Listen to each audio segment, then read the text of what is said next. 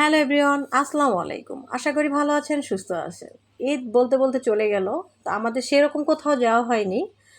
তো ঈদের দ্বিতীয় দিন একটু বের হয়েছিলাম, আর আজকে একটু বের হলাম। আমার ছেলে আসলে বের হইতে চায় না, যার কারণে আমাদের বের হওয়াটা হয় না। আমারও শরীর তেমন ভালো যাচ্ছে না, আমারও তেমন একটা মুড নেই বের হওয়ার জন্য। তো বের হয়ে গেলাম বাসা থেকে বাচ্চাগুলো নিয়ে আমাদের সেই ফেভারিট যে রেস্টুরেন্টে আমরা খাই। আমি অলওয়েজ সবসময় এই রেস্টুরেন্টেই খেয়ে থাকি, তো বরাবর মাঝে মাঝেই আমি এখানেই চলে আসি।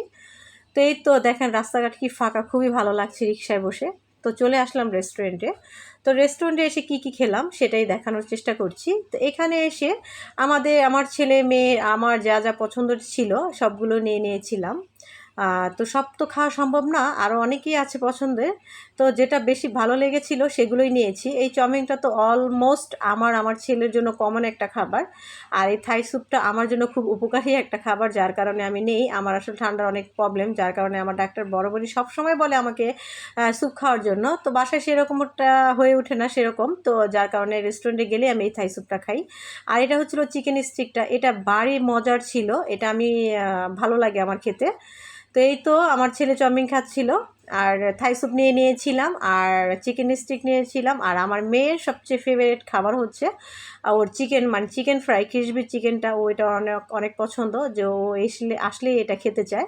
তো আমি ওটা ওকে দিই। আর আমার ছেলেটা একটু লজ্জা পাচ্ছিল ভিডিও করতেছিলাম বলে, আর ওকে যতটুকু ভিডিও করি ওকে না দেখেই করি। তো যাই হোক, এই তো আমার মেয়েটা দেখেন কি করতেছিল। এই তো চিজ বার্গার নিয়েছিলাম একটা আমার ছেলের জন্য। তো এই যে দেখেন, এটা ওই যে দেখেন আমার মেয়ে খুব দুষ্টুমি করছে, আর আমার ছেলের খুব বিরক্ত লাগছে। এই দুষ্টুমিটি ও নিতেই পারছিল না, ওর খুব লজ্জা লাগছিল। তো যাই হোক, বাচ্চা বলে কথা, এরকম একটু হয়েই থাকে। ভাই বোন যখন একসাথে থাকে এরকম একটু খুনসুটি না হলে কি ভাই বোনের কি বলেন।